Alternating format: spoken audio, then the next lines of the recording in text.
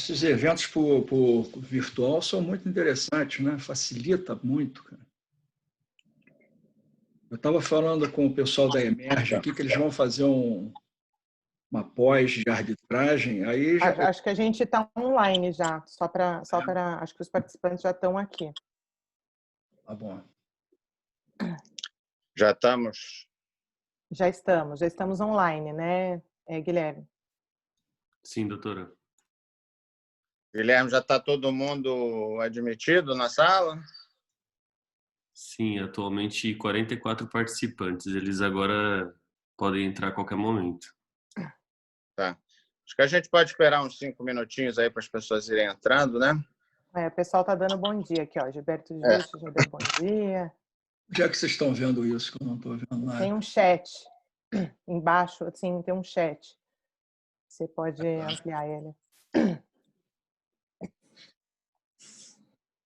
Marcelo Ferro também deu bom dia aqui. Bom dia. Ângela, tá todo mundo dando bom dia. Tunico.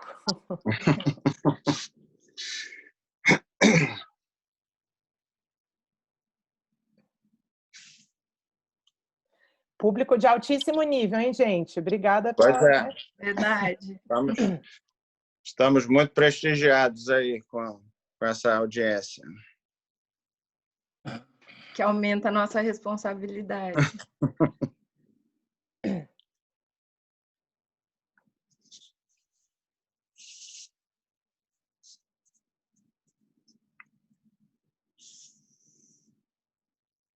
Até a Ana Borja da França está dando Então, oi da França. temos até audiência francesa. Com inveja de quem já está saindo na rua, né? É verdade.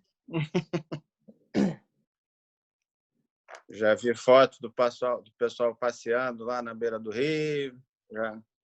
Ainda está entrando o verão na Europa, né? O pessoal já está... Espero que a gente possa sair o mais rápido possível.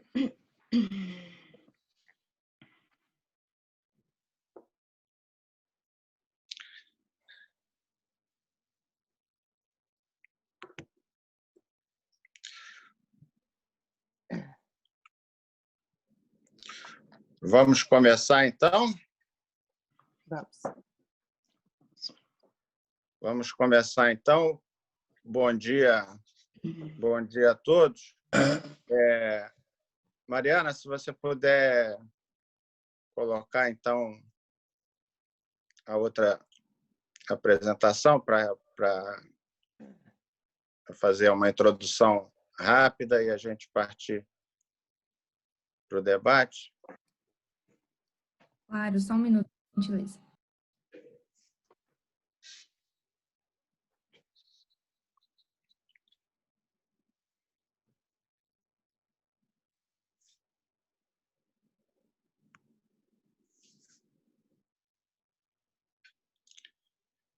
Está em modo de apresentação, né? Bom dia a todos. É um prazer pessoal e em nome da CCBC participar desse webinar, dessa manhã, em que a gente pretende discutir um pouco o mundo pós-pandemia. Estamos discutindo bastante o durante a pandemia, como cada um está podendo trabalhar, o que está acontecendo, e a gente queria discutir um pouco do que está acontecendo hoje, o que vai ficar para frente. É um certo exercício de futurologia, mas eu acho que a gente já tem algumas coisas que estão acontecendo e que as pessoas estão reagindo e alguns hábitos, algumas práticas vão ficar, outras talvez sejam um pouco modificadas, e é um pouco disso que a gente gostaria de falar. Esse é o primeiro de uma série de 2 webinários. O primeiro deveria ter sido na segunda-feira passada, mas os feriados aí de São Paulo, e tem feriado, não tem feriado. Então, segunda-feira, em maio, foi 9 de julho. e nós acabamos não podendo fazer o webinar na segunda-feira passada. O outro webinar sobre gestão de contratos e o que modifica nas empresas e nos contratos, ele vai ser realizado, vocês vão receber todos o aviso também, ele vai ser realizado no dia 8 de junho, na outra segunda-feira, sem ser a próxima, a seguinte. Vai ser no dia 8 de junho, às 14 horas. Vocês vão receber depois esse aviso para poder se inscrever também. Se você puder passar o slide, Mariana, por favor. Eu queria brevemente fazer a apresentação dos nossos palestrantes, conhecidos de todos, né? Eleonora Coelho, presidente do Câncer CBC, mestre por Paris II, foi da comissão do Senado que tratou da reforma da lei de arbitragem. A Eliane Carvalho, sócia de Machado Meira Advogados, na área de contencioso civil e arbitragem, pós-graduação na PUC de São Paulo, na Universidade de Roma Sapienza, na Fundação Getúlio Vargas, e atual representante do Brasil na Corte de Arbitragem da CCI. E o Pedro Batista Martins, todos conhecido de todos, árbitro aí de primeira hora, membro da comissão que fez o anteprojeto da lei de arbitragem e, sem dúvida, uma das cabeças mais brilhantes da arbitragem brasileira, por fora e por dentro. Eu tenho também uma ligação pessoal com cada um. Eleonora me convidou para ser vice-presidente da CCBC, para fazer também, ajudar na expansão, na abertura aqui do escritório do Rio de Janeiro, que já foi um sucesso.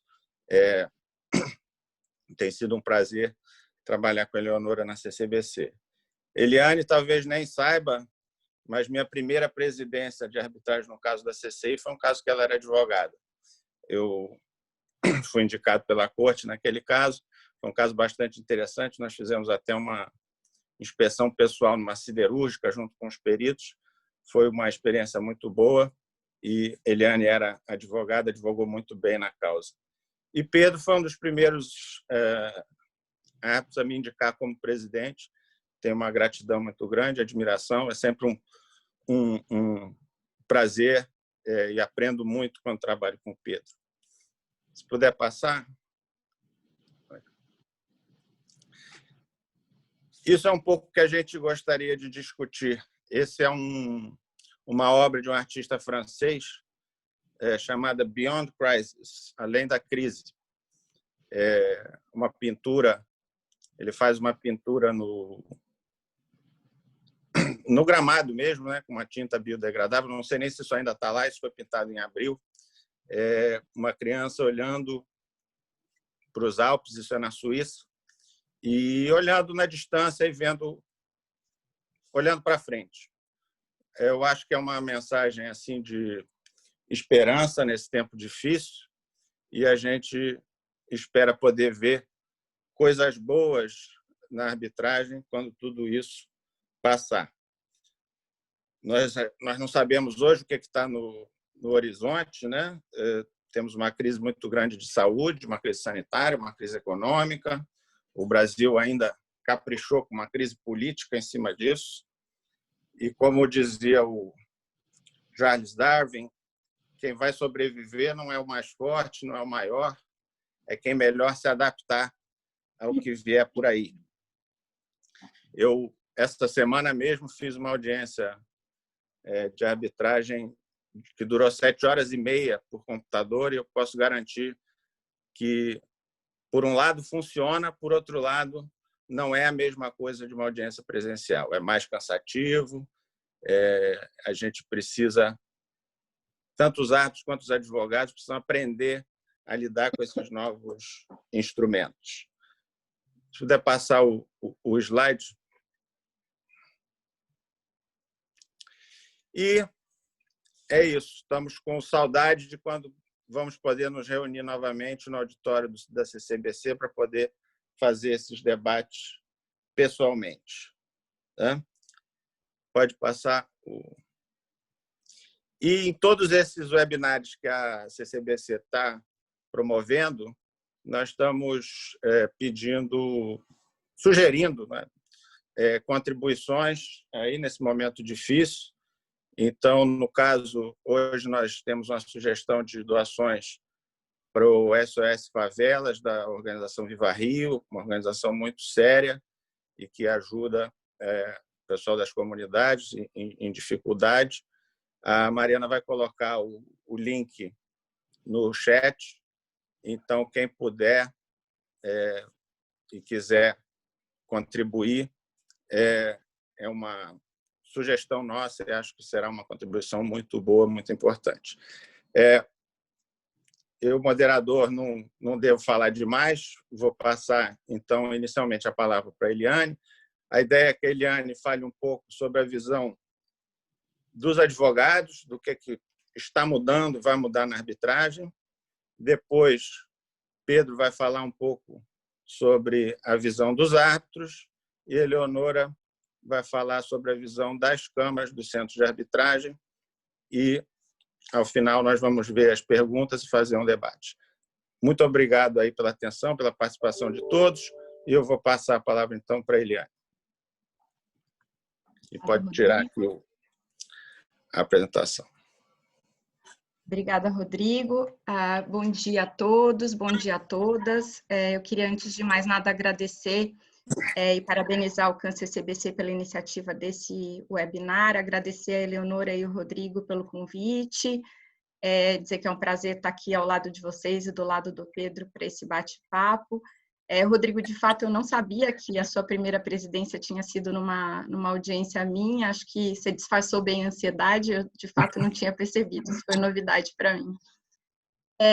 Eu acho que a gente pode ter uma manhã de interações virtuais aí bastante ricas, mas eu também espero que a gente possa se encontrar de novo pessoalmente em breve.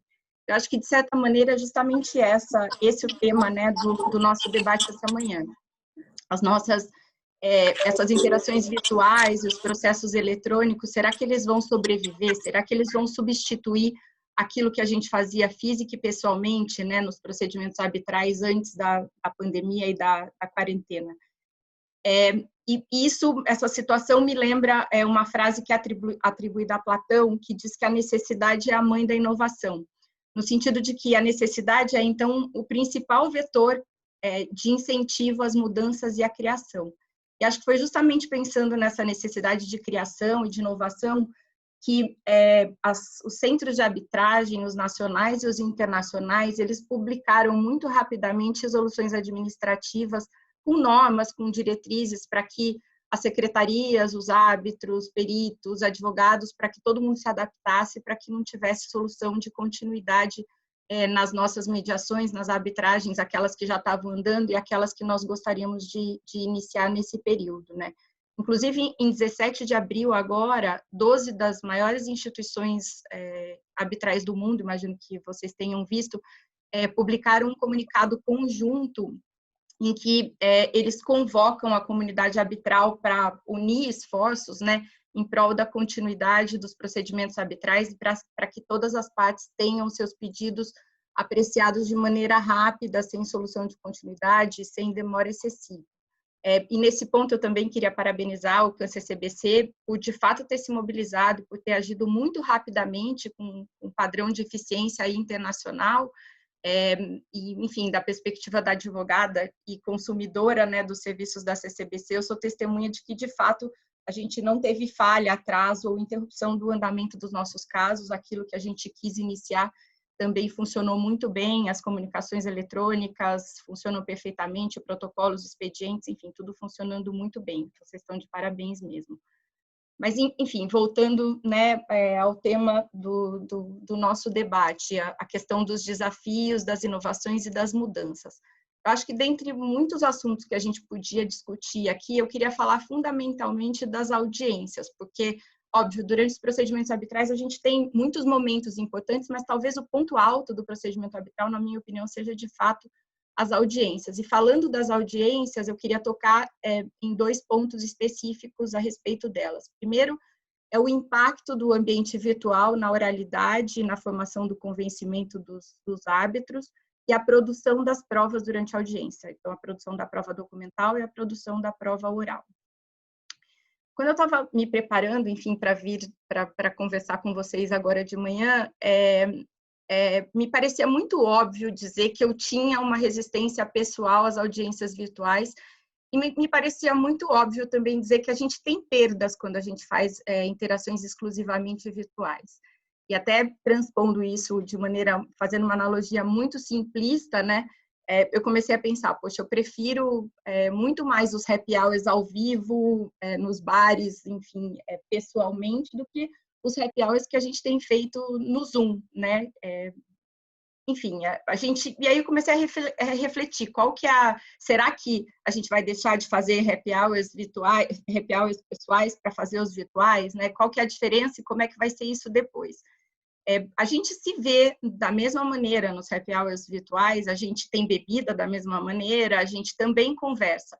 Acho que a grande diferença é que a gente não conversa da mesma maneira, né? E aí, refletindo a respeito disso, o que falta? Qual que é a diferença, então? Será que falta compartilhar o mesmo ambiente físico? Será que falta olho no olho? Falta percepção de movimentos? E aí me ocorreu que o grande incômodo, na minha opinião, é a falta de cadência, a falta de ritmo, né, das conversas virtuais. E aí eu lembrei que outro dia o Zé Emílio, num evento parecido com esse aqui, que acho que foi no Anshan, há umas 2 semanas atrás, ele disse que a cadência do discurso, as audiências virtuais, é outra, e que o ritmo acaba afetando muito a interação do tribunal arbitral com o advogado. Eu efetivamente concordo com ele. Mas aí, enfim, eu quis sair do juridiquês e da minha intuição e dar uma olhada em pesquisas a respeito de comunicação. E aí, pesquisando na internet, enfim, eu achei 2 artigos do The Economist que chamaram muito a minha atenção e muito interessantes a respeito disso. Um deles é de 2017, ele fala da importância das pausas nas interações verbais. Ele explica uma regra que é inconsciente, não sei se vocês já ouviram falar, mas para mim era novidade, do no gap, no overlap. E essa regra, segundo essa regra, quando nós conversamos pessoalmente, nós sabemos inconscientemente quando é que uma fala vai terminar e nós sabemos exatamente quando começar a falar sem interromper o outro. Portanto, sem gaps de fala e sem overlaps de fala. E esse artigo comenta a importância do tempo, do encadeamento perfeito e do desencadeamento completo que a gente pode enfrentar na ausência dessa regra inconsciente, em prejuízo do entusiasmo do seu interlocutor, da atenção que as pessoas prestam em você, da compreensão e, portanto, também do convencimento de quem está conversando com você. E eles dizem nesse artigo, e de novo, a gente faz isso de maneira absolutamente inconsciente, que o tempo de resposta que a gente tem nessa troca é de 200 milésimos de segundo, que é quase a velocidade de piscar o olho.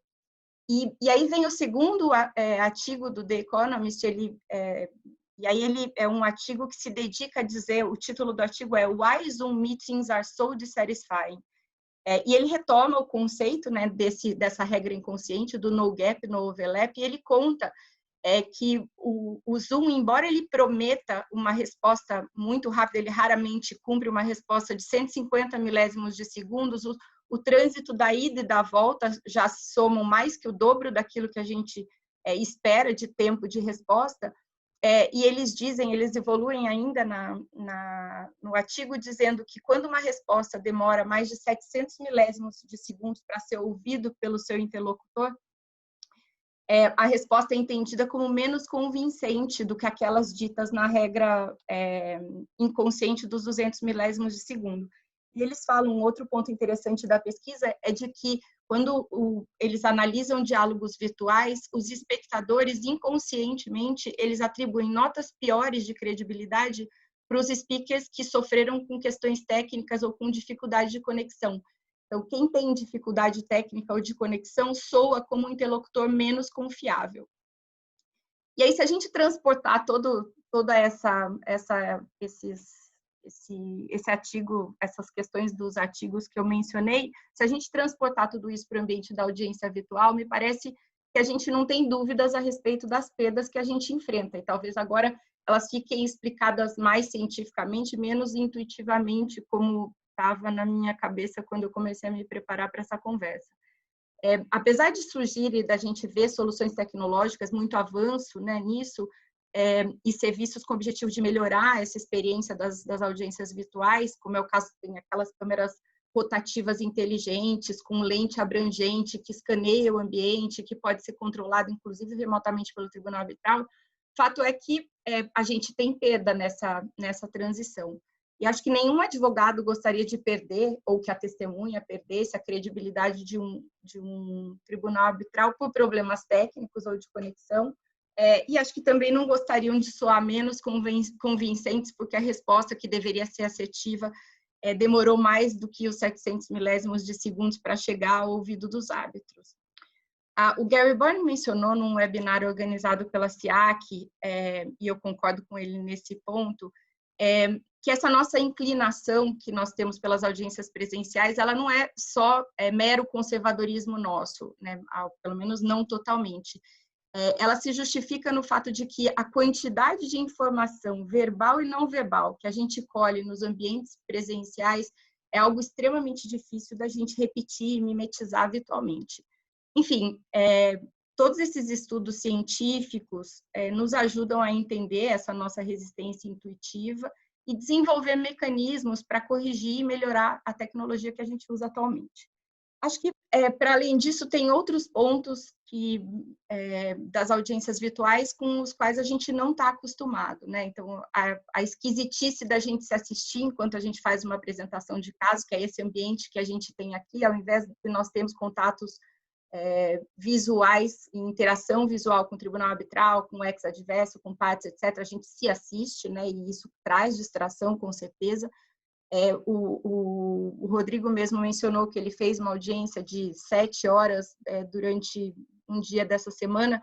Eu não tenho dúvida de que ficar 6, 7 horas na frente do computador, talvez até por mais dias em audiências mais longas, seja muito mais cansativo do que as audiências presenciais. A visualização do ambiente nas plataformas digitais é totalmente diferente da visualização do ambiente que a gente tem numa sala de audiência. Enfim, acho que, para além dessa questão da oratória, acho que outro debate complicado, passando para a produção das provas em audiência, então, é o debate relacionado à segurança e qualidade da prova nos procedimentos arbitrais. Como é que a gente vai garantir o não vazamento do conteúdo confidencial dos documentos que a gente troca e até mesmo da transmissão da própria audiência, né? A depender do caso, o vazamento de informações sensíveis, que inclusive aconteceu com o Zoom, isso pode ser catastrófico para os nossos clientes e para os procedimentos arbitrais. E acho que, enfim, adiantando até minha conclusão pessoal a esse respeito, acho que no que se refere à produção de prova documental, né, notificações, intimações, comunicações, acho que os procedimentos eletrônicos, não aqueles eletrônicos exatamente como os procedimentos eletrônicos judiciais, mas eletrônicos por não termos mais as arbitragens de papel, então, notificações, protocolos, comunicações, uploads de documentos, tudo isso eletronicamente, acho que isso veio para ficar. Acho que se nós garantirmos a segurança desse trânsito de informações, eu não veria razão para o retrocesso, para que a gente voltasse às arbitragens de papel. Acho que o mesmo a gente não pode dizer com relação à prova oral, né? Acho que a oitiva de testemunha em ambientes virtuais, ela traz à tona as mesmas preocupações que eu levantei a respeito da oralidade, do convencimento, da interação com o tribunal arbitral. Acho que aquilo tudo se aplica também às nossas testemunhas. Mas acho que tem um ponto que vai além, que é a questão relativa à qualidade e à segurança dos depoimentos que são colhidos virtualmente, né? Acho que ouvir testemunha à distância não é novidade para nenhum de nós. Antes da pandemia, a gente fazia isso, né? Embora a gente tivesse o tribunal arbitral em outro lugar, a gente mandava um advogado de cada lado para acompanhar aquela testemunha, se certificar de que não havia o uso de tecnologia para cola, que não tinha fraude, etc. Mas com o distanciamento social e com a quarentena, essa interação acabou sendo vedada. A gente não pode mandar um advogado para esse acompanhamento. Então, como é que a gente vai garantir, né, que essa testemunha que está sozinha, longe do tribunal arbitral, não está sendo instruído? Como é que a gente vai garantir e diante de uma pergunta difícil, essa testemunha não simplesmente desligue o computador, né? Assim, caiu a internet, tive um problema de conexão, para receber orientação, ou simplesmente para quebrar uma sequência de perguntas difíceis aí de um advogado. Acho que muitas dessas questões ainda ficam sem resposta, né? Acho que cabe aos tribunais arbitrais, durante esse período de quarentena que a gente está vivendo, ponderar a urgência, a conveniência de ouvir uma testemunha nesse ambiente atual, com um eventual risco aí de comprometimento da prova colhida, risco até da sentença arbitral ser questionada judicialmente. Enfim, acho que tem muitos pontos para discussão, mas tentando caminhar para a conclusão, para ouvir a Eleonora, o Pedro, eu vou tentar responder a pergunta que é tema do nosso debate, né? O que muda na arbitragem quando a pandemia acabar? Acho que muda bastante coisa, e passando ponto a ponto, né? Acho que a comunidade, no que se refere à comunidade arbitral, acho que ela reagiu de maneira muito rápida e proativa às limitações que a pandemia nos trouxe. Acho que eu quero acreditar que isso só revela e confirma a força da arbitragem, a importância dela como mecanismo de resolução de disputa. Da perspectiva do advogado, eu acho que as audiências arbitrais, as audiências virtuais não necessariamente vieram para ficar. Eu acho que são evoluções, a gente precisa ainda de evoluções tecnológicas para que isso seja uma opção palatável no futuro, né? Especialmente, enfim, acho que a gente teve aí um intensivo compulsório dessas audiências virtuais, e talvez isso mitigue, nos ajude de alguma maneira a diminuir a nossa resistência para esse recurso no futuro. Quanto às arbitragens de papel, acho que elas já vinham se enfraquecendo antes da pandemia. Acho que elas vão se tornar mais raras daqui para frente, né? A gente vai utilizar cada vez mais os ambientes virtuais, as nuvens, Dropbox, Google Drive, enfim, talvez até outras tecnologias criadas pelas próprias instituições arbitrais, e acho que as arbitragens eletrônicas vão se tornar mais frequentes, talvez até a regra, depois desse cenário pós-Covid. No fim, eu acho que nós somos seres sociais, sim, a tecnologia é paliativa, ela é útil nesses momentos de crise, mas ela não vai substituir a nossa natureza, que é comunitária e que é social. Acho que eram esses os meus comentários, eu agradeço vocês pela atenção e aguardo aí ansiosa as contribuições do nosso moderador, do Pedro e da Eleonora. Obrigada. Obrigado, Eliane.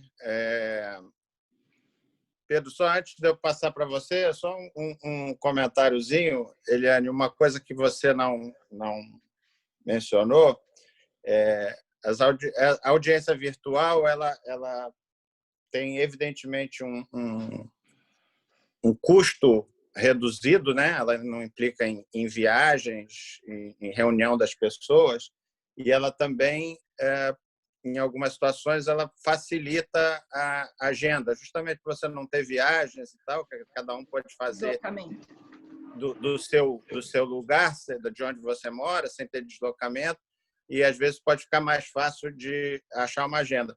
Você vê os clientes, pela questão do custo e do tempo, forçando os advogados a ser o teu cliente, de que é importante fazer a audiência presencial. A sua pergunta cortou um pouco, Rodrigo, mas acho que se eu entendi bem, você quer saber se eu vejo o cliente pelas questões de custo preferirem audiências virtuais, é isso? Isso. Eu acho que quando a gente está...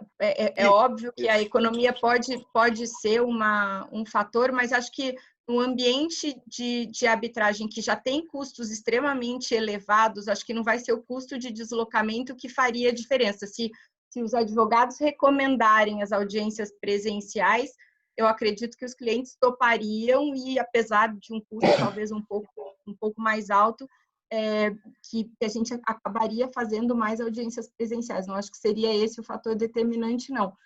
O que talvez seja muito... que é útil, é sempre um midpoint, né? Às vezes a gente tem clientes em distâncias muito longas e, de fato, você vai ter aí deslocamentos de até 48 horas para uma audiência, é bastante complicado, mas acho que com organização a gente consegue fazer. alternativamente, a tecnologia tem que melhorar bastante para que a gente consiga, enfim, acho que ter a mesma qualidade presencial e virtual da audiência. Tá ótimo, Eliane. Obrigado. Depois a gente vai voltar a esses assuntos também nos debates. Eu vou passar, então, a palavra para o Pedro, agradecendo também tua presença, Pedro. O que você está vendo aí do ponto de vista dos árbitros? Bom dia a todos. Bom dia, Rodrigo, Eliane, Eleonora. Prazer estar com as duas aqui.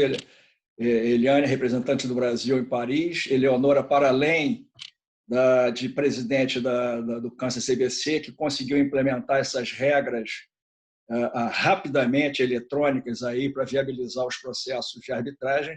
Ela não fala para ninguém, mas eu soube que ela é do corpo docente de LLM da Sciences Po, também em Paris. Então, você vê, Rodrigo, enquanto nós ficamos aqui no Rio, as duas estão em Paris. Elas não falam nada, mas elas já estão naquela fase de relaxamento lá do isolamento, né?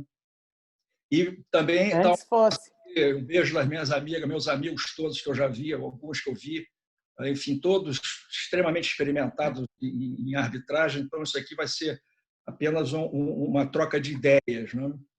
E iniciando, eu diria que esse momento aí da pandemia, o que me veio à cabeça primeiramente era a questão assim, criou-se uma oportunidade para se adentrar com negociação e com mediação, sabe? Todas essas questões que surgem, que demandam uma resposta extremamente rápida, tá? Devem se iniciar com negociação e depois, se for o caso, mediação. Eu não sei, não me parece que a mediação e a negociação tomaram algum impulso, acabaram em evidência. Eu espero que sim, que esse eu acho que é um momento propício para deslanchar. Mas eu não vou falar de mediação, obviamente, que não é meu tema, e eu sei que o Zé Emílio está na casa dele de campo, vem estudando profundamente esse tema, então, obviamente, eu deixo para o Zé Emílio tratar disso posteriormente em algum outro webinar, porque ele já é um craque em arbitragem, agora, então, em mediação, se tornará outro craque. A arbitragem e a visão do árbitro, audiência, né? A Eliane, ela colocou a visão dos advogados com uma certa restrição, com algumas ponderações e com mais preocupação do que aceitação para as arbitragens virtuais.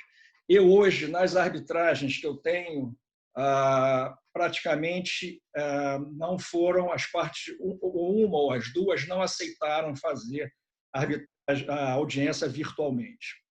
Eu até entendo que tem situações, tem casos que demandam que a audiência seja feita presencialmente. Ela possibilita uma melhor apreensão dos fatos, das questões, por todos, árbitros e advogados e também partes. Mas eu entendo que nós vamos conseguir conciliar. E esse misoneísmo, que é natural nesse momento, ele vai ser superado ao longo do tempo. Eu não vou dizer que nós vamos ter todas as arbitragens virtualmente, mas também não entendo que teremos todas as arbitragens presencialmente. Acho que haverá um mix naquelas que caibam a oitiva de testemunhas, depoimentos, etc., virtualmente, será feita virtualmente. E em razão de custo, e também do agendamento. Isso torna muito mais fácil o agendamento das arbitragens, ainda mais arbitragens que demandam 2, 3, 4 dias. Isso é claro. Para mim, isso é um fato. Você agiliza muito essa questão. Você não precisa, por exemplo, de ter as testemunhas todas aguardando numa sala durante 1, 2, 3 dias para serem ouvidas. E você também não cria o vácuo que às vezes acontece quando a própria parte que tinha 10 testemunhas, ela acaba que só ouve 4, é a demandante, e diz: mas eu não tenho mais testemunhas, e o demandado também não trouxe testemunha, porque naquele dia ele achou que não fosse que elas não fossem ser ouvidas, porque tinham 10 testemunhas arroladas pelo demandante. E aí você quebra aquele ritmo da própria audiência. A questão da testemunha, fala-se, a Eliane também falou, problema de cola, problema de levar o advogado até onde a testemunha está. Eu entendo que o ideal seria todos nós partirmos do pressuposto da boa-fé, né? Mas entendo que tem circunstâncias que a própria parte e os advogados, e nós como advogados, ficamos um pouco receosos com relação a, digamos assim, a boa-fé, a conduta daquela testemunha. A minha primeira arbitragem eu ouvi 2 testemunhas por videoconferência, foram ouvidas no Canadá, eram advogados estrangeiros, e não houve qualquer preocupação dos advogados com relação à lisura daquelas testemunhas. Nós estamos partindo do pressuposto de que a testemunha vai agir de má fé, ou vai agir de uma forma inapropriada. Eu entendo que isso tudo pode ser resolvido. Os advogados percebem, os advogados podem interferir. Uma testemunha como é que ela vai ter uma cola, não é? Ela vai ter uma cola. Será que o tribunal não percebe essa cola? O advogado da outra parte não percebe que a testemunha está falseando? Caiu a internet uma vez, caiu a internet a segunda vez. O tribunal percebe. Nós percebemos, e todos vocês são advogados e árbitros, vocês percebem quando a testemunha está mentindo. Ela não está falando a verdade, ela está se escorregando, está saindo não está respondendo às perguntas que foram feitas, às vezes umas perguntas objetivas, simples de responder, as testemunhas não conseguem responder. Então, eu acho que isso tudo vai ser acomodado, né? Isso tudo será superado no meu modo de ver. A verdade é que para a testemunha será muito mais confortável ela não sentar naquela cadeirinha, né, onde ela tem na frente os julgadores, onde ela tem dos lados os advogados, né, que aquilo, de certo modo, gera um grande desconforto para a testemunha. Então, ela vai estar numa posição muito mais confortável. Quem sabe não será o momento de se começar a trabalhar os depoimentos escritos, porque todos já saberemos o que a testemunha falou, qual é os fatos que ela presenciou, estarão todos eles relatados no depoimento escrito.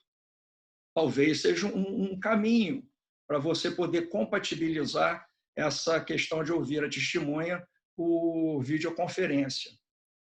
Aí depois já ouvi também dizer que está preocupado se tem alguém que está colando, está botando uma informação, fazendo gestos com as mãos, para a testemunha, ou em câmeras, que serão aquelas câmeras, sei lá, 180 graus, você pega tudo, você vê tudo.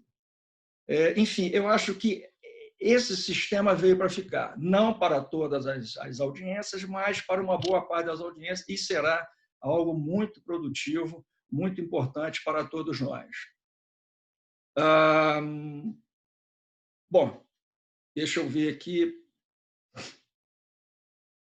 Agora, nesse momento, e tem mais, na hora que nós superarmos essa fase de isolamento, de distanciamento social, as dificuldades que muitas vezes teremos, os advogados têm de estar, cada um dos seus parceiros estarem distantes uns dos outros, não podem conversar, não podem trocar ideia, o que é fundamental, o que é importante, poderá acontecer que depois, obviamente, superada essa questão, os advogados poderão estar juntos no seu escritório fazendo uma videoconferência, a audiência por videoconferência. Então, essa problemática que existe hoje será tranquilamente afastada no momento posterior.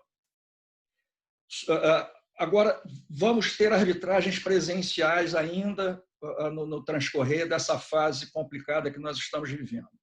nós teremos que ter agora espaços nas salas de audiência distintos do que nós temos hoje. Eu acredito que as câmaras já estejam tomando as suas medidas para ver como que vai ser feito, porque nós não vamos poder estar numa sala com todo mundo um do lado do outro. Então, nós vamos ter que ver agora a questão de espaço para as próximas audiências que acontecerão ainda esse ano. Mas isso é uma questão que eu deixo, número de pessoas, você vai ter que ter máscara, usar máscara, não usar máscara, o espaço de 2 metros de um para o outro, e vai por aí afora, mas eu deixo isso para a Eleonora depois querendo se manifestar. O que talvez, será que nós vamos ter, com essas questões de pandemia, nós vamos aumentar o número de árbitros de emergência? Será que demandará, será que as partes vão se atentar para essa realidade, que já é uma realidade no âmbito da CCI, até porque lá o regulamento prevê expressamente que quem insere a cláusula também está preso aos árbitros de emergência. E uma questão também que é importante colocar, o árbitro de emergência, e mesmo essas medidas cautelares, que outro dia eu conversando aí com os advogados que trabalham bastante nesse campo da arbitragem, eles ficam um pouco incomodados que na arbitragem essas medidas de urgência, essas tutelas de urgência, nunca se confere, se assegura o provimento inaudita a altera parte. Essa é uma questão realmente que os árbitros têm que começar também a verificar e avaliar. A sensação que fica, eu acho que isso aqui começou, essa forma de sempre ouvir a parte contrária, eu não estou dizendo que não é desnecessário, mas é apenas para refletir, que virou, digamos assim, uma praxe no nosso campo, essa questão de entrou ali uma tutela de urgência, você submete a outra parte. Talvez, eu acho que isso tenha sido assentado em razão de uma prática internacional. A prática internacional sempre foi a conferir o contraditório antes de qualquer decisão cautelar. E se nós formos olhar os regulamentos das câmaras brasileiras, pelo que eu olhei há um tempo atrás, todos eles, quando falam em árbitro de emergência, mencionam a ampla defesa, o direito ao contraditório, etc., etc. E alguns já até disseram que, com base nisso, há uma necessidade de submeter as questões à contraparte. Eu não vejo dessa forma. Primeiro, que não precisaria estar escrito que as partes do árbitro de emergência ou o árbitro tem que assegurar, no curso do procedimento, o devido processo legal. Isso aí não precisa estar escrito em nenhum regulamento. Então, eu vejo isso realmente como uma assimilação de uma prática internacional e que foi incorporada à nossa prática nacional. É uma questão relevante? É uma questão realmente que não pode ser modificada? Eu acho que não. Pode ser, sim, modificada, mas tem que ser quando realmente houver alguma extrema urgência, como eu já vi casos lá atrás, gente. Aliás, o Rodrigo era até o advogado, era realmente um caso de extrema urgência, e o tribunal conferiu o provimento sem a oitiva, sem ouvirmos a outra parte. E eu falo isso porque muitas vezes agora nessas questões ligadas a esses efeitos aí negativos, impactos econômicos e financeiros da pandemia, possivelmente nós teremos essas medidas de urgência, e daí eu levantei a questão do árbitro de emergência também, e esse ponto da concessão de tutelas sem ouvir a outra parte. E me parece que também, nesses casos aí de pandemia, infelizmente, como todos sabem, está sendo dito aí no mundo inteiro, a questão, o impacto financeiro, né, é muito violento. Nós teremos, possivelmente, questões de impecuniosidade sendo postas aos tribunais arbitrais. Eu fiz aí uma análise, já tem também um tempinho, e pelo que eu me recordo, há uma reação, eu acho até positiva, dos tribunais judiciais em aceitar que a parte afaste a cláusula compromissória e vá ao Poder Judiciário sob a alegação de impossibilidade de pagamento das custas, honorários, etc. Há toda uma formulação na jurisprudência de prestígio ao princípio da competência e prestígio da cláusula compromissória. Os casos em que a parte realmente consegue afastar a cláusula compromissória são casos bem mais raros e pautado na inexequibilidade da convenção de arbitragem.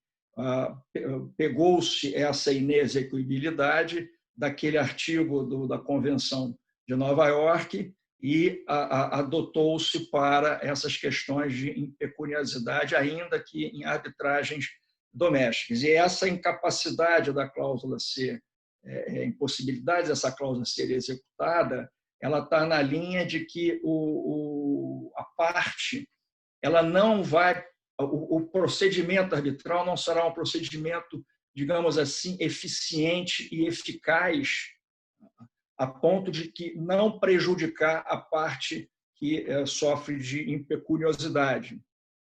Alega-se que haverá obstáculos, né, no sentido de impedir até a ampla defesa e o amplo contraditório. Nós estamos aí em questões como contratação de advogado, contratação de assistente técnico, contratação, enfim, pagamentos aos experts, etc.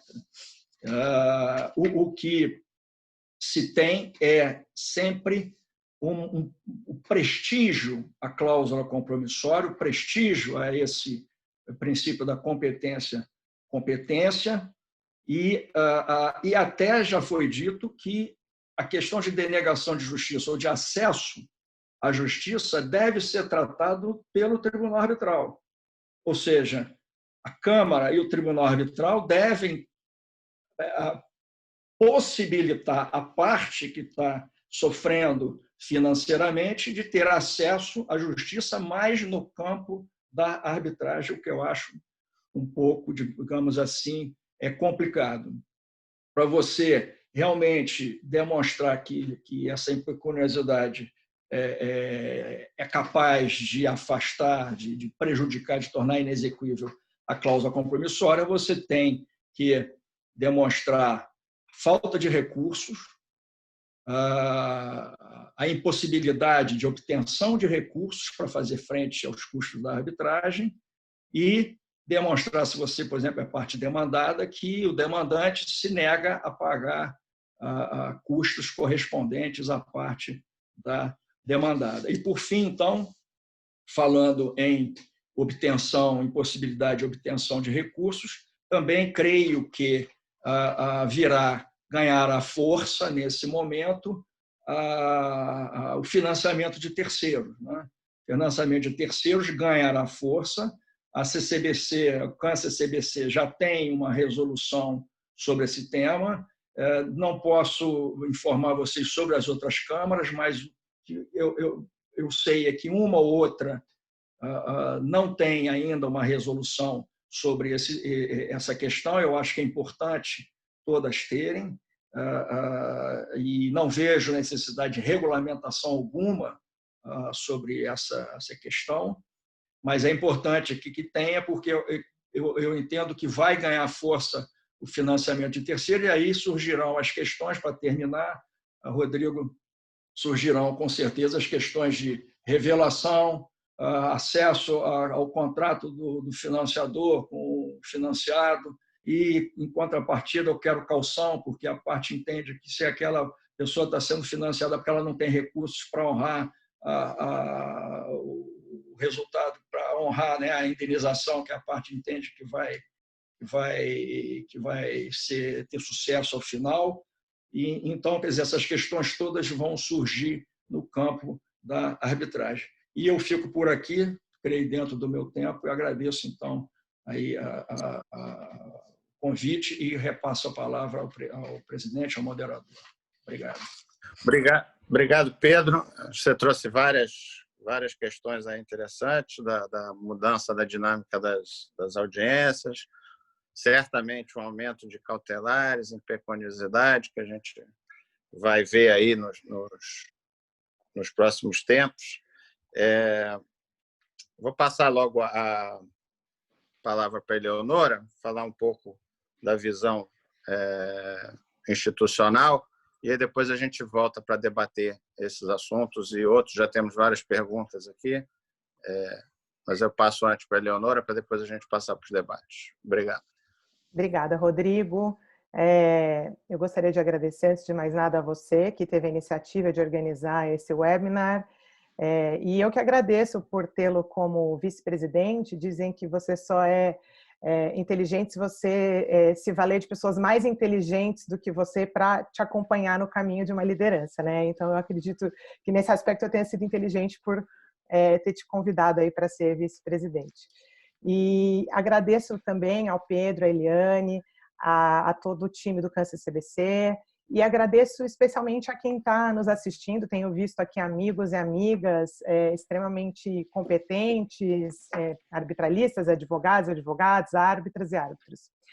Eu vou dividir minha apresentação em duas partes. Contar um pouco como tem sido a atuação das instituições de arbitragem agora no curso da pandemia, né, especialmente do Câncer CBC, e o que a gente pode esperar para o futuro. Muitas dessas questões foram abordadas aí pela visão da Eliane como advogada, do Pedro como árbitro, e eu acho que há muitos pontos de convergência e de questões que nós já estamos enfrentando, né?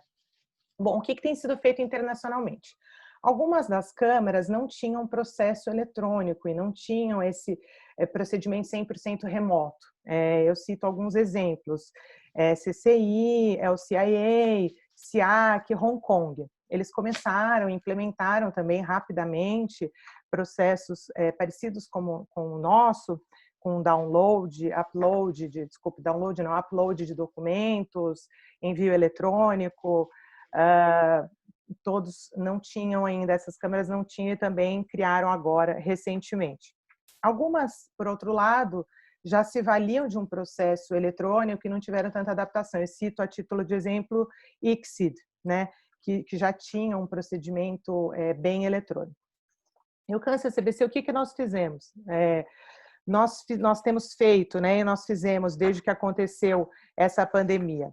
Bom, nós partimos de algumas premissas para tomar as medidas, né? Quais foram essas premissas? A continuidade dos procedimentos arbitrais, mediante soluções que garantissem a rigidez, a eficácia e o custo-benefício dos procedimentos, e ao mesmo tempo assegurasse toda a segurança da comunidade arbitral, advogados, árbitros, nosso time, um grau mínimo de interferência da instituição também no procedimento, deixando sempre aos árbitros decidirem as questões relevantes, se suspende, se não suspende, por exemplo, que é algo que no início foi muito cobrado da instituição, né? Não, vocês têm que interferir, a exemplo do Poder Judiciário, vocês têm que suspender os procedimentos. Veja o CNJ, eu recebi várias cobranças nesse sentido, mas a premissa para a tomada da nossa decisão foi o grau mínimo de interferência e possibilitar que, ao mesmo tempo que houvesse essa continuidade dos serviços com garantia, houvesse uma segurança jurídica para todos. E por que isso foi possível, né? Porque o regulamento do Câncer CBC, ele prevê, primeiro, a possibilidade do presidente, no caso, a presidente, de emitir resoluções a respeito da organização do procedimento, e, por outro lado, o artigo 2.6 diz que a comunicação eletrônica ela é, para todos os fins, uma comunicação válida para intimação, para notificação e para todo tipo de comunicação. Então, não há que se falar em algum tipo de nulidade, porque também nós somos questionados sobre isso. Mas essa conversão não significaria uma nulidade do procedimento? Onde está o fundamento que autoriza essa conversão do procedimento físico para eletrônico? E está aí, há um fundamento regulamentar e, portanto, já havia essa previsão que a comunicação eletrônica ela é, sim, válida para todos esses efeitos. Outra premissa para a tomada das nossas medidas foi a cibersegurança. Nós temos um time de TI, que inclusive está aqui acompanhando o nosso webinar, muito competente. Nós avaliamos todas as plataformas, avaliamos as questões de sigilo e confidencialidade, não é algo novo para nós. Nós temos há um bom tempo tomado todas as medidas, já havia sido contratado empresas para treinamento de todo o time, com recursos e toda essa garantia. Então, essa foi uma outra premissa, né? E daí, baseada nessas premissas, quais medidas nós tomamos? Em 48 horas após o anúncio que foi considerada que a Covid-19 foi considerada uma pandemia, em 48 horas nós emitimos uma resolução administrativa número 39, né, que vigorou até o final de março. Nesse momento, a gente tinha muita incerteza, então nós apenas recomendamos que não fossem realizadas audiências presenciais, recomendamos a realização de procedimentos eletrônicos, até que no final de março nós vimos que a questão era grave e que isso deveria ser 100%, que o procedimento deveria ser 100% convertido em eletrônico. E daí nós emitimos a resolução 40, né, por meio da qual nós realmente confirmamos que todos os contatos com a Secretaria deveriam ser remotos, o procedimento para protocolo das manifestações e novos procedimentos de forma 100% digital, por upload, com pastas disponibilizadas para tanto, se for o caso. Inclusive, nós estamos trabalhando também num recurso para protocolo de requerimentos pelo próprio site, diretamente no site, né? Tudo com a segurança, cibersegurança necessária. A fase administrativa também deixou de ser suspensa e passou a ser coordenada 100% de forma eletrônica, independentemente da intimação ainda da outra parte, porque a gente estava esperando ver se isso ia se confirmar. E suspendemos todas as iniciativas institucionais presenciais, né, como não poderia ser diferente. E portanto, agora, como as coisas estão transcorrendo e o procedimento eletrônico está funcionando, e eu cito como exemplo os números que a gente tem desde a eclosão da pandemia, nós já tivemos 7 audiências para assinatura de termos de arbitragem, nós já tivemos 3 audiências com peritos ou sobrecautelares, nós já tivemos uma audiência de instrução e 3 sessões de mediação, todas conduzidas com muito sucesso. E como a gente já tem essa experiência, portanto, e a gente testou que todas as ferramentas que nós implementamos estão funcionando, nós nos sentimos habilitados e capacitados para emitir as notas sobre condução de audiências com esclarecimentos e recomendações às partes, aos advogados, aos peritos e aos árbitros. E isso foi publicado nessa semana. E dentre várias questões que foram abordadas, nós dizemos o seguinte nessas notas, que os serviços de TI e os case managers e as ferramentas homologadas, então, TI e case managers acompanham todas as audiências virtuais, encontros, reuniões. As reuniões são realizadas em plataformas homologadas. E o que quer dizer homologadas? O TI analisou cada uma das funcionalidades dessas ferramentas, grau de segurança, e inclusive pode disponibilizar aos árbitros e às partes uma tabela comparativa para que escolham qual ferramenta gostariam de se utilizar. Nós, no primeiro momento, recomendamos a Microsoft Teams, porque ela é a única que tem criptografia de ponta a ponta e, portanto, é considerada a mais segura. Então, o nosso critério maior aí é o da segurança, mas nós sabemos que muitas partes, e árbitros e advogados, preferem outras e, portanto, a gente fez essa avaliação e a gente também trabalha, porque não é que elas não tenham também segurança, elas têm, apenas Microsoft Teams é a melhor em termos de segurança, né? Nós estamos providenciando agendamento de testes das audiências, das reuniões. A Secretaria se incumbe disso muito eficientemente, independentemente da determinação do Tribunal Arbitral, entra em contato com todas as testemunhas, com todos os depoentes, para agendar o teste. E Nós também fizemos constar nessas notas uma série de regrinhas importantes para que essas testemunhas levem em consideração o tipo de velocidade da internet mínima que tem que ter, o tipo de equipamento para usar fone de ouvido, o local em que tem que estar, já avisa que o local poderá ser inspecionado pelo tribunal arbitral antes de iniciar essa audiência. Enfim, tem uma série de regras lá. Até tinha me sugerido para eu falar que tipo de roupa as pessoas deviam usar. Isso eu achei melhor não colocar, porque eu espero que o mínimo de discernimento, apesar de já ter visto como árbitra essa ausência de discernimento quanto a isso, mas eu achei que o grau de interferência da instituição arbitral não precisaria tanto, né? Que cada um tenha o seu discernimento para usar uma roupa adequada na condução desses depoimentos, etc. Espero que a gente não precise mudar, porque existe a ressalva lá nas notas de condução que as regras poderiam ser alteradas a qualquer momento, conforme a gente for percebendo a necessidade, né?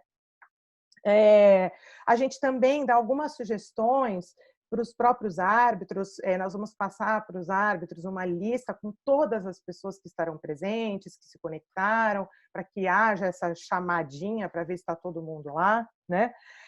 Nós também estamos recomendando que todas as partes, os advogados, na verdade, providenciem o core bundle digital. Isso era um problema que tinha nas audiências físicas e presenciais. Os árbitros não recomendavam e chegava lá, tinha que consultar nossos autos, e nem sempre essa era a forma mais rápida e eficiente. Então, a gente está agora expressamente recomendando que sejam fornecidos core bundle, né?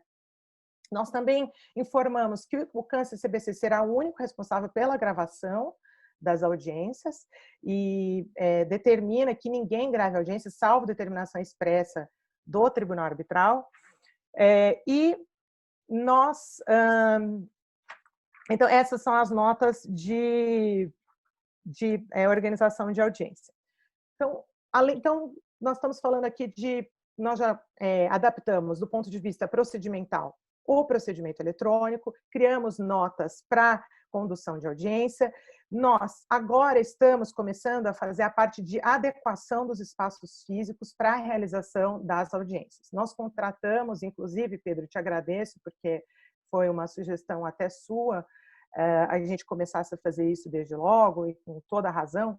Nós contratamos arquitetos que estão analisando as regras em vigor, porque por mais que haja liberação governamental para encontros, nós sabemos que o vírus vai continuar por aí e que o risco de contágio, enquanto não houver uma vacina, ele existe e, portanto, nós temos que tomar as medidas para qualquer tipo de encontro de pessoas físico, né?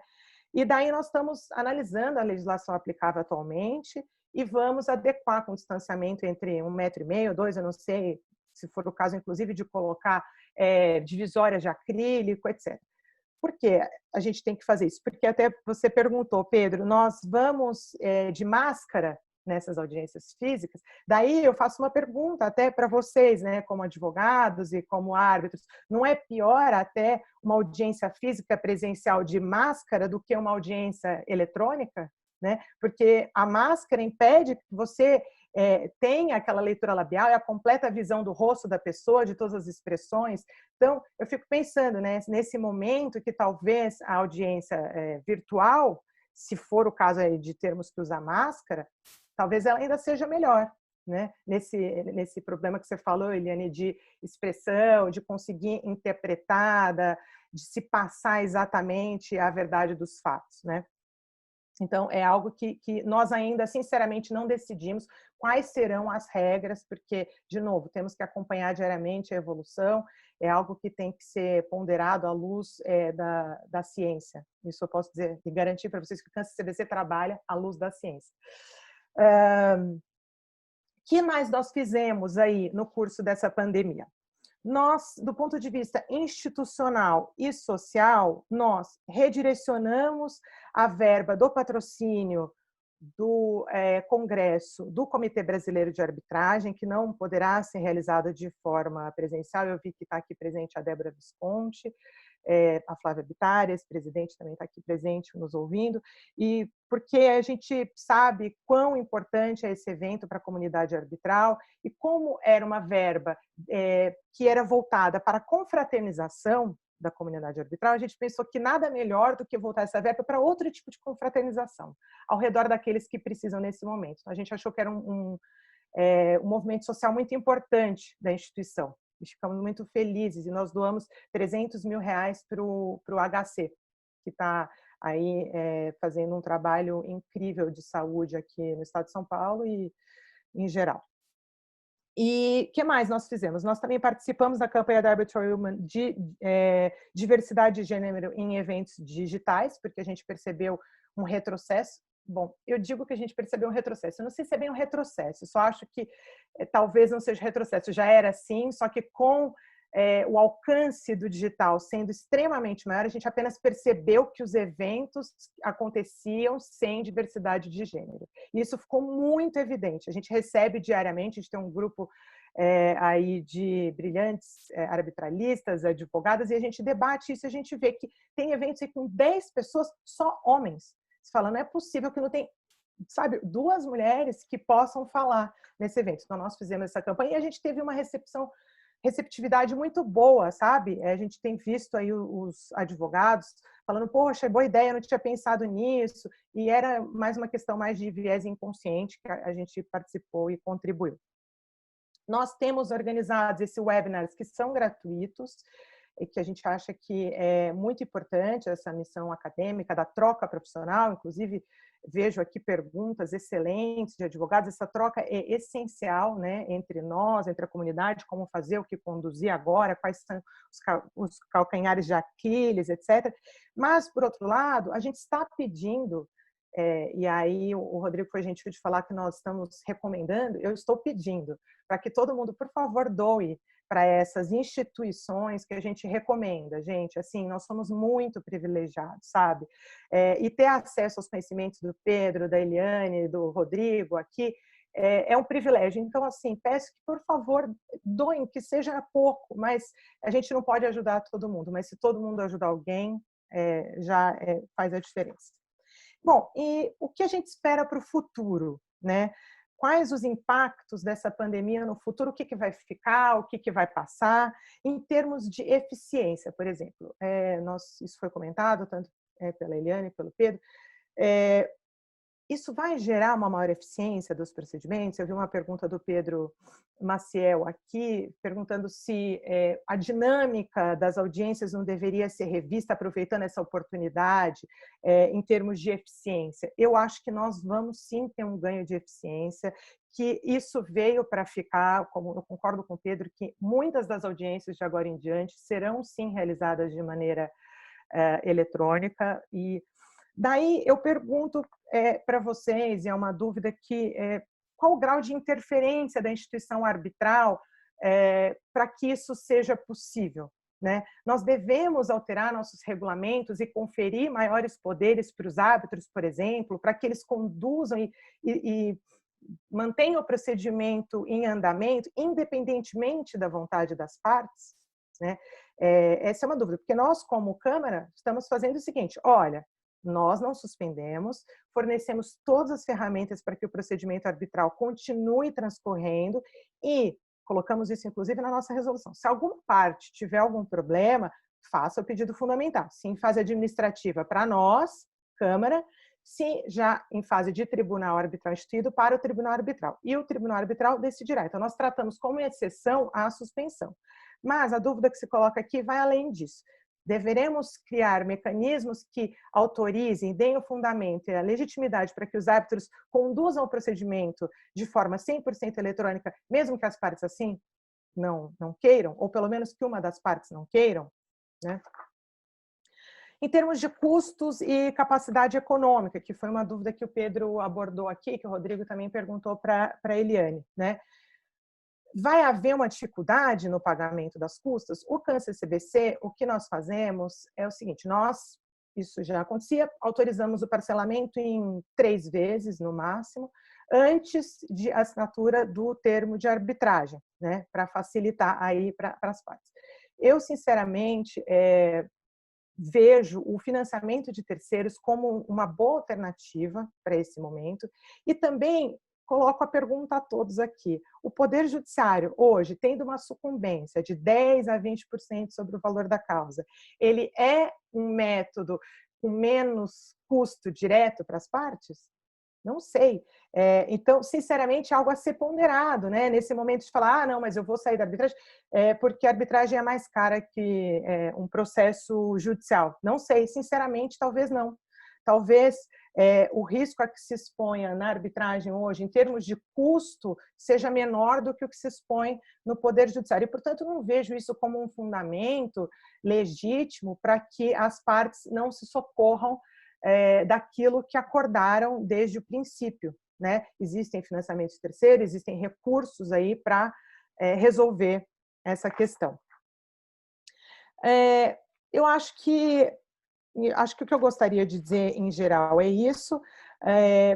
Quais os desafios, né, que nós temos aqui como comunidade, né? Eu acho que nós, como diria o presidente da Suprema Corte de Singapura, Sundaresh Menon, nós, como instituição arbitral, temos uma função de gatekeeper do Instituto, temos uma função de tratar das questões regulatórias, mas eu acho que, como tudo, nós temos aí a missão de fazer este foro de debate neutro para nós nos solidificarmos como um instituto. Nós sabemos que existem inúmeras ameaças ao Instituto da Arbitragem, né? E até foi interessante, porque o Eduardo Silva Romero, na conferência de novembro do ano passado da CCI, tratou a arbitragem como um direito essencial, como um direito essencial do ser humano. Então, eu acho que nós temos, como comunidade, garantir que a arbitragem seja, de fato, um direito a ser exercitado pelas partes. Nesse momento difícil, ela garante uma solução mais rápida, mais eficaz, e essa é a missão que eu vejo nossa como instituição. Evitar aí problemas, temos problemas, ameaças de toda a sorte, né? Num país que está enfrentando instabilidades políticas, temos ameaças aí fiscais e até de pessoas que se veem insatisfeitas com eventuais resultados. Então, essa é a nossa missão, garantir um procedimento eficaz, ético e da melhor forma possível. Obrigada. Obrigado, Eleonora. O tempo voa, então vamos aproveitar aqui o tempo que nós temos para continuar o debate. E eu queria aproveitar, você mencionou aí o comentário do Pedro Maciel, e eu posso falar por testemunho próprio que a dinâmica de uma audiência virtual ela é diferente. Está todo mundo tateando, por enquanto. Ninguém sabe. É um outro meio de comunicação. Como a Eliane falou no início, quer dizer, a própria forma de reação da gente ao que você ouve, ao que você vê, é diferente. O seu grau de concentração, você ficar muito tempo parado na frente de uma tela, tudo isso são experiências novas. E eu acho que tanto do lado dos árbitros quanto do lado dos advogados, nós vamos ter que aprender a lidar com esse novo meio de comunicação, né? A audiência virtual não é igual à audiência presencial e, portanto, a forma de apresentar um caso, a forma de inquirir, eu acho que para ser mais eficiente não vai ser igual. Não sei ainda como acho que está todo mundo experimentando ainda, mas a gente vai ter que aprender a navegar num novo formato, né? E aproveitando também, tem uma pergunta aqui do Rafael Pássaro, que ele concorda com a Eliane de que a perda de qualidade na audiência. Então, ele pergunta se a audiência virtual pode ser determinada contra a vontade de uma das partes, só quando as duas partes concordam que ela pode ser determinada. E aí eu acrescento isso que a Eleonora comentou. Será que a gente vai mudar os regulamentos para prever a hipótese de audiências virtuais? E também dou um depoimento pessoal tem 1 ou 2 semanas eu assinei um termo de arbitragem em que, no termo de arbitragem, já constou o poder do tribunal de, se fosse o caso, determinar que a audiência fosse inteiramente virtual, seguindo o protocolo do CAN-CCBC, os sistemas disponibilizados pela Câmara. Então, iniciando para Eliane, depois eu acho que todo mundo pode comentar, o tribunal hoje, nos termos que existem, nos regulamentos que existem, tem o poder de obrigar uma audiência virtual, 1. E 2, será que a gente vai mudar os termos e vai mudar os regulamentos por conta disso? Eliane, depois o Pedro, depois o meu nome. É difícil, enfim, eu de bate-pronto, eu te diria que o Tribunal Arbitral não pode obrigar, acho que essa não era a regra do jogo, das arbitragens que estavam em andamento, e acho que o consenso das partes seria essencial para uma audiência de instrução e julgamento 100% virtual, porque, de novo, na minha opinião, é a audiência de instrução que tem esse impacto. Acho que talvez o que o Tribunal Arbitral tenha que fazer, na falta de consenso, é tentar antecipar coisas que ele possa, se for possível, ter decisões sobre matérias de direito para que o procedimento continue andando de maneira célere, fazer bifurcações, aquilo que, por exemplo, uma apresentação técnica de um perito que pode ser feita por vídeo e que não vai ter tanto prejuízo aos debates. Eu acho que o tribunal pode levar adiante esses procedimentos, mas uma audiência 100% de instrução e julgamento, 100% virtual, na ausência de consenso, eu acho que sim arrisca uma eventual discussão de nulidade por violação contraditória, ampla defesa, etc., porque essa não era a regra do jogo. Enfim, a gente já viu por muito menos discussões aí de anulação de sentença arbitral. Imagino que isso pode vir com força, sim, para aquelas arbitragens que já estão em andamento. E aí, indo para a segunda pergunta, será que nós vamos ter que alterar os termos de arbitragem, os regulamentos? Talvez sim, talvez, de certa maneira, óbvio, sem engessar demais, porque, no fim das contas, o termo de arbitragem pode dispor a questão a respeito das questões procedimentais, mas talvez algum ajuste a gente vai ter que fazer sim, e talvez a gente precise da evolução tecnológica, a gente precise de muito treinamento mesmo, né? Nós éramos, pelo menos estou dizendo no meu caso, eu era treinada ao contencioso estritamente judicial, a gente aprendeu a fazer arbitragem, a gente aprendeu as tecnologias das audiências, as nossas primeiras audiências arbitrais não tinham PowerPoint, não tinham a tecnologia que a gente usa hoje, nós aprimoramos isso no nosso dia a dia aí da prática arbitral, e a gente vai ter que se reinventar, vai ter que aprender essas novas ferramentas, essa nova tecnologia para frente. Sim, de novo, do jeito que as coisas estão hoje, eu não acho que elas se substituem, mas acho que a gente vai adequar regulamento, vai adequar termos de arbitragem, vai ter melhores tecnologias e talvez mais para frente a gente possa dizer que as audiências virtuais se consolidaram. Acho que não, atualmente, do jeito que está, não, acho que não. E acho que, sim, tem risco de nulidade. Eu acompanho o que a Eliane falou. Acho que esse é um momento que nós temos que ter ponderação, né? Ponderação, bom senso, razoabilidade. Querer impor, mano militar, uma audiência, que muitas vezes é uma audiência extremamente complexa, virtualmente, num procedimento que já vem acontecendo há 1 ano, 2 anos, 3 anos, sabe, com oitivas de muitas testemunhas, com questões técnicas, com peritos e assistentes, me parece que é algo que não deve acontecer. Então, é toda uma questão, como tudo é novo, nós temos que tratar isso com razoabilidade. Agora, a audiência está aqui, né? O Pedro Maciel, você falou do Pedro, parece que ele gostou da audiência que ele fez. A oralidade perde, a presença, etc. Tudo bem, mas o brasileiro é o ser humano mais adaptável do mundo, mais adaptável. Isso aqui é uma questão de adaptação. Eu não tenho dúvida que os advogados e os árbitros, que se confundem muitas vezes, né, eles se adaptarão rapidamente às audiências virtuais. Nós criaremos procedimentos, criaremos regras. Foi como aconteceu no início da arbitragem. No início da arbitragem, você sai de um sistema judicial para um sistema totalmente liberto, que era a arbitragem. Então, quer dizer, existia alguma coisa mais nova no mundo para nós, advogados, do que a arbitragem, que nunca tínhamos estudado isso na vida. Nunca tínhamos tratado isso como um procedimento.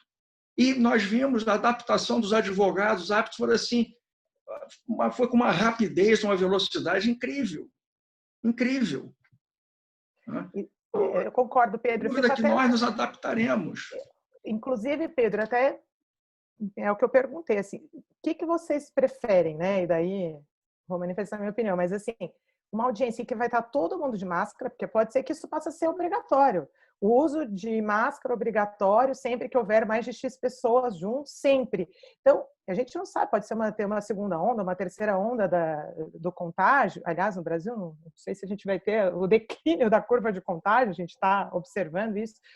Então, assim, o que vocês preferem? Uma audiência em que vai estar todo mundo de máscara, fazendo sustentação oral de máscara, ouvindo o testemunho de máscara, etc., ou aqui que a gente possa, por mais que, né, sem a frieza, o contato do olhar e tudo, mas que a gente possa se olhar. Eu não tenho dúvida que todos nós nos adaptaremos com a maior tranquilidade, com a maior rapidez. Muito mais do que nós estamos pensando aqui. Já tem gente que está adorando, pelo que eu vi aqui, eu não estava sem óculos agora, parece que é o Pedro Marcelo que adorou, quer dizer, vai se adaptar. E é isso aí. Não vejo problema. Agora, repito, tem audiências que ela se apresenta melhor fisicamente, presencialmente, eu não tenho dúvida. E na hora que as partes puserem na caneta o custo, a redução de custo, porque põe lá as testemunhas que tem que embarcar, pegar voo, que tem que deixar o seu negócio, que tem que ficar em hotel, que tem que aguardar, que tem que não sei o quê, o custo do árbitro que viaja. Vão para as arbitragens internacionais. Você tem custo de passagem aérea, tem custo de hospedagem. Né? Na hora que as partes colocarem no papel ali o custo que será a audiência, a parte vai falar para o seu advogado, olha, vamos fazer virtualmente. Eu não tenho dúvida. Agora, aquele negócio, é o novo, é o medo do novo. E o novo traz isso aí mesmo. Todo mundo se lembra lá no início, o pessoal vinha com o Código de Processo Civil. Você deixava aquele calhamaço, isso assim não é mais isso, é só esse regulamentozinho aqui que você vai ter que lidar com ele. E aí era aquele negócio, mas todo mundo trabalhou, não existia ordem processual. Fizemos ordem processual, nós estabelecemos todos em conjunto, cada um foi estabelecendo lá, um foi pegando o outro, outro foi criando, outro foi fazendo, o advogado apresentava não sei o quê, sabe, mudamos a ordem de produção de prova. Me lembro de advogados dizendo, não pode, o Código de Processo tem que ter perícia primeiro. Não vai ter perícia, vai ter, vamos ouvir as testemunhas, o depoimento pessoal. Ali a adaptação, acho que foi muito mais difícil do que essa adaptação a uma audiência virtual. A oralidade, para mim, é a mesma coisa. Você vai tudo bem, você tem ali, eu acho que o que cria assim, um certo distanciamento da testemunha. Tá? É isso que pode criar. Mas, e confere à testemunha um conforto maior. Mas também, qual é o problema? Vamos lá, as audiências, elas têm sido frutíferas? Elas têm sido produtivas? O que vocês estão tirando das audiências de 2 dias? Está tirando muita coisa? Eu não estou tirando muita coisa, não. Aliás, estou tirando pouca coisa. Sabe? É comum, às vezes, termina o primeiro dia, eu pergunto para os parceiros ali, e aí, o que a gente... Hoje, o que saiu aqui de útil para nós hoje? Não saiu nada. Saiu, acho que aquela fala ali, aquele negócio é de se pensar. Então, você tira 5%, 2%, às vezes, de um dia de audiência. Sabe?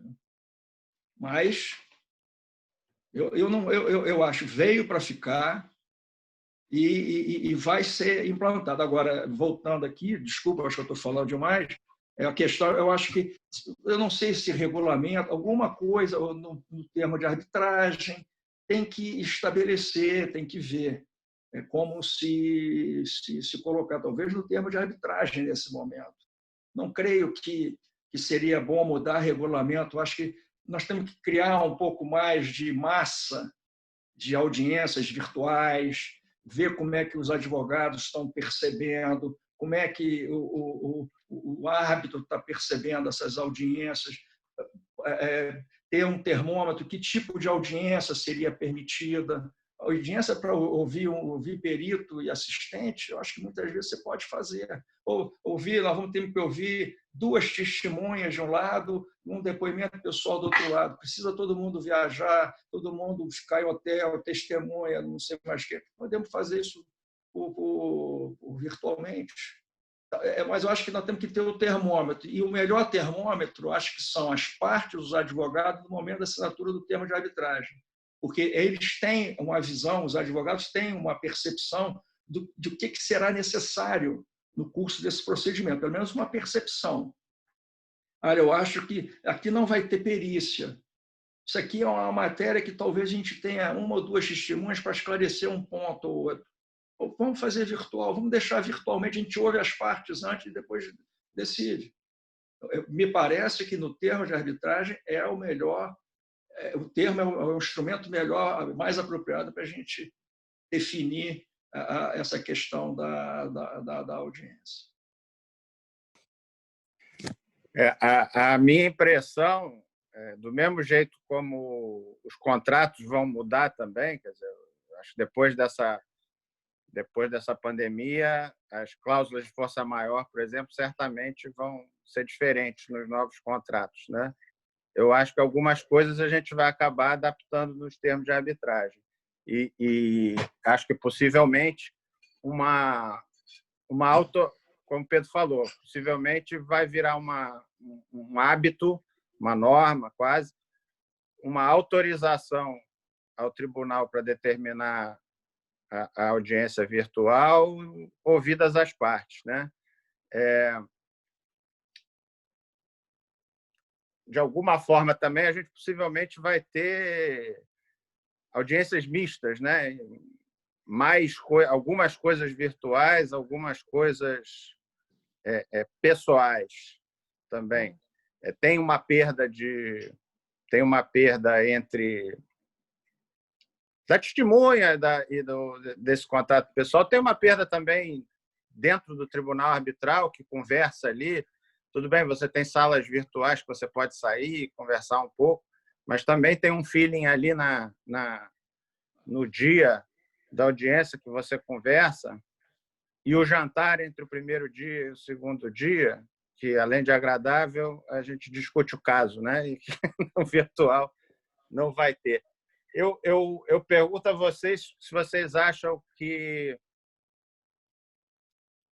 a questão do papel me parece que veio para ficar realmente, acabar de vez. Já estava acabando a arbitragem em papel, como a Eliane falou,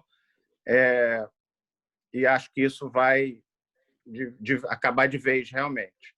A gente foi levado a isso e está funcionando. Vocês veem preocupação? Que tipo de preocupação de segurança, de investimentos que eventualmente a Câmara as câmaras tenham que fazer para garantir a segurança dessas arbitragens totalmente digitais? Não sei, Eliane, do ponto de vista com a preocupação que os clientes têm, que os advogados têm, e a gente estabeleceu, evidentemente, no CAN-CCBC, um protocolo, vamos dizer, emergencial, com as pastas em SharePoint, dos documentos e tal, mas vocês acham que precisa de algo mais para essa arbitragem sem papel?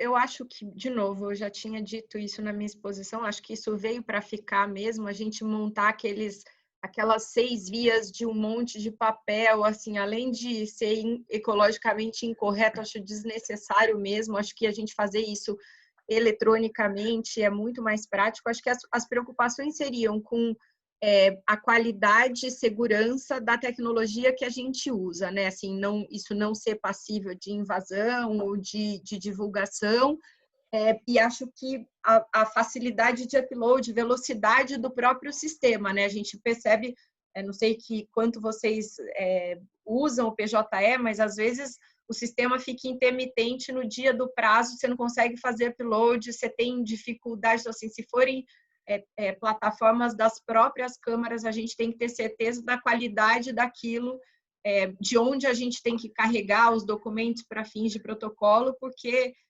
de fato, a gente pode ter falhas sistêmicas na hora do prazo, enfim, a minha preocupação seria com qualidade e segurança da plataforma que a gente for usar definitivamente, se a gente admitir que nós não vamos mais ter arbitragem em papel, a plataforma que a gente for usar definitivamente para isso, né? Em qualidade e segurança mesmo. Leonora, a gente já conversou em reunião de diretoria aí, essa questão da digitalização antes mesmo da pandemia, né? Sim, então... é o que eu falei, a gente já, antes de tudo acontecer, a gente já tinha contratado, né, uma empresa, a gente já fez treinamentos, nosso TI é todo, e a gente tem esse monitoramento constante, diário. Essa semana mesmo, a Ana Benetti me passou uma informação de que um evento tinha sido hackeado, para a gente redobrar a atenção. E o nosso TI vive redobrando a atenção, e a gente usa a plataforma que é a considerada mais segura para upload de documentos, que é a da Microsoft, né? Então, quer dizer, eu acho que a gente ter uma própria plataforma não vai ser o caso, porque foi o que você falou, assim, ou a gente tem uma plataforma que é extremamente segura, chancelada, e você criar isso é muito difícil, né? Então, mas enfim, eu acho que a gente já tinha tomado todas as medidas de cibersegurança e hoje a gente está colhendo esses frutos e oferecendo esse serviço com muita segurança a todos os usuários. Agora, vai ter uma outra história, né, gente, que é a questão da proteção de dados, que aí é um outro capítulo para a gente fazer um outro webinar sobre isso, porque a gente não sabe se a lei vai ser, enfim... não acho que não vai, quer dizer, não vai entrar em vigor esse ano, né? Mas não sabemos exatamente quando vai entrar, etc. Então, mas esse outro capítulo, e a gente estava aí tomando todas as medidas para adequação, tínhamos também já contratado um serviço de compliance com a lei de proteção de dados e tudo, mas agora, enfim, demos uma segurada e vamos ver como as coisas vão andar. Porque acho que sim, vamos ter que tomar cuidado também com isso.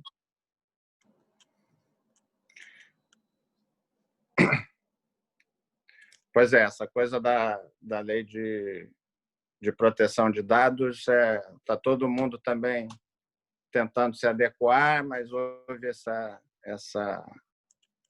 esse adiamento, né?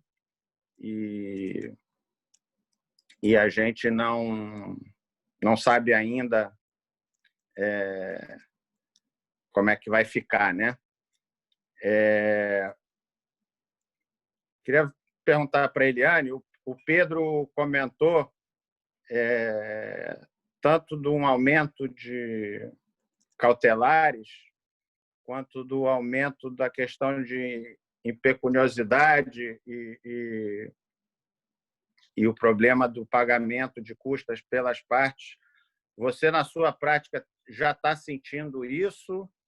Ou é uma coisa, você tem esse mesmo sentimento, você já tem os clientes querendo parcelar, enfim, ou procurando para muitas medidas urgentes, mesmo já durante a pandemia?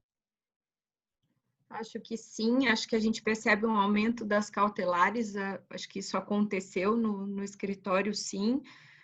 Tem uma preocupação, obviamente, com os recursos financeiros, mas nada do tipo, quero entrar com a arbitragem e não tenho dinheiro para o recolhimento das custas. Isso não foi, pelo menos por enquanto, eu posso dizer que não foi uma discussão que a gente tenha enfrentado aqui no escritório. Não digo que não virá, mas eu acho que seria uma questão muito complicada, né? O direito à arbitragem gratuita. Acho que a gente já ouviu essa discussão quando a gente falou no passado de recuperações judiciais e arbitragem. Não acho que essa vá ser uma possibilidade, não. E aí, enfim, nas dificuldades, acho que as partes que tenham problemas vão ter que se valer mesmo de financiamento para utilizar o método que escolheram no contrato de solução de disputa via arbitragem, vão ter que se financiar, enfim, e prover recursos. Acho que não vai ter a possibilidade de usar aí os centros de arbitragem diferindo ou deixando para frente o pagamento das despesas, né? Vocês, como Câmara, podem falar melhor a respeito, mas acho que se eu tentasse fazer isso pelos meus clientes, não ia colar, né? Não acho que arbitragem pro bono não existe. Não, acho mas não existe, né? Assim, e como eu disse, acho que o papel do advogado nesse momento é mostrar, inclusive para os seus clientes, o risco a que ele vai estar exposto no judiciário. Eu sempre mostro isso, né? Porque às vezes tem cliente que quer tentar, vamos tentar no judiciário para ver se a gente consegue ver. Eu falei, olha, gente, vocês vão tentar no judiciário, existe uma cláusula compromissória, se não levar uma condenação em 10% de honorário de sucumbência, vão ficar aí manco. Então, sinceramente, eu acho que vale muito esse esclarecimento dos custos implicados num processo judicial para ver que o procedimento arbitral não é efetivamente mais caro. O custo também que as pessoas têm que perceber não é só o custo financeiro, é o custo do tempo. Exato. É o custo do tempo. Você quer perder o tempo, você perde, infelizmente, no Poder Judiciário, e eu não estou aqui dizendo que a culpa é do juiz, necessariamente. Você quer perder esse tempo? O tempo, quando eu estava em empresa, eu já falei isso várias vezes, o presidente nunca me pediu uma decisão judicial, ele só me pediu uma liminar.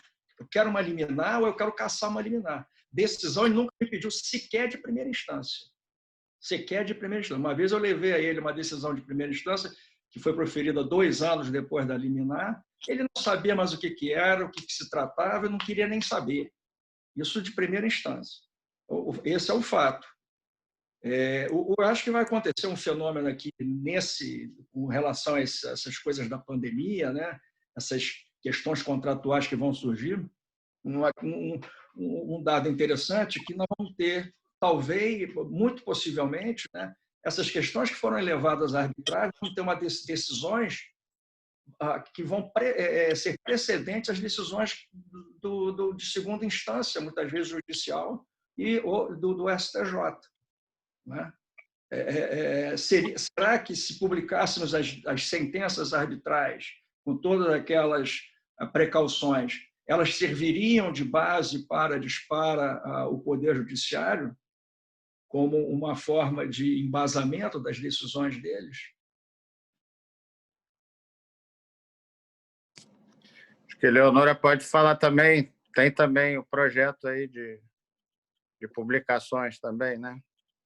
Sim, exatamente. A gente, no ano passado, encerrou o trabalho da Comissão de Publicação de Sentença, foi um trabalho muito interessante, que nós coletamos informação de todas as instituições arbitrais do mundo, de todos os requisitos necessários para que se confiram transparência, mas ao mesmo tempo o sigilo das sentenças, e nós estamos com esse projeto em andamento, porque o relatório foi concluído e nós contratamos agora uma advogada que vai fazer o levantamento das sentenças já, obviamente, com o prazo de tempo que nós acordamos, que é há mais de 3 anos atrás, para que comece a sanitizar essas sentenças e que a gente possa seguir o que foi publicado no relatório com toda a segurança.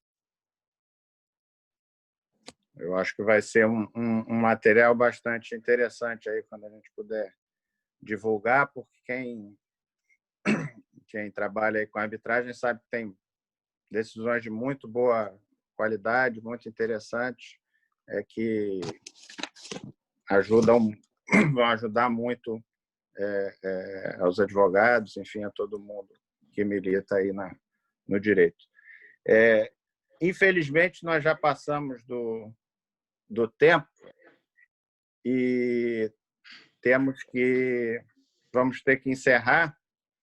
Eu acho que foi um debate muito interessante, uma audiência muito qualificada também, a gente fica muito feliz. Queria convidar todos também para o próximo dia 8 de junho, nós vamos ter o segundo webinar dessa série, discutindo mais o que vai mudar nos contratos e nas empresas depois da pandemia. Vocês vão receber aí também o invite aí pela internet, enfim, divulgação. E queria agradecer muito a Eliane, ao Pedro e a Eleonora por terem participado, dar uma última palavra para cada um de vocês para despedida, que nós, infelizmente, vamos ter que encerrar pelo horário. Eliane? Bom, eu que agradeço a vocês pelo convite, acho que foi uma conversa muito, muito bacana.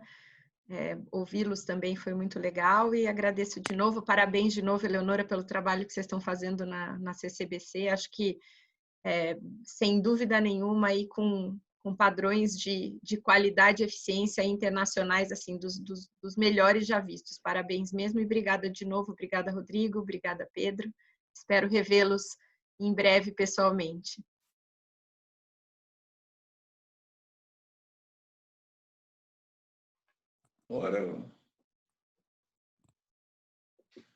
Bom, de minha parte, então, eu também quero só agradecer o convite. Um prazer enorme estar aqui ao lado de Eliane, Eleonora, Rodrigão, e desejar a todos muita saúde e muita paz.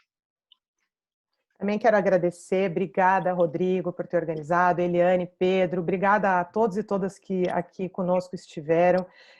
Assim como o Pedro, desejo saúde, desejo muita união à nossa comunidade, que tenhamos razoabilidade e essa abertura ao novo que o Pedro nos propôs.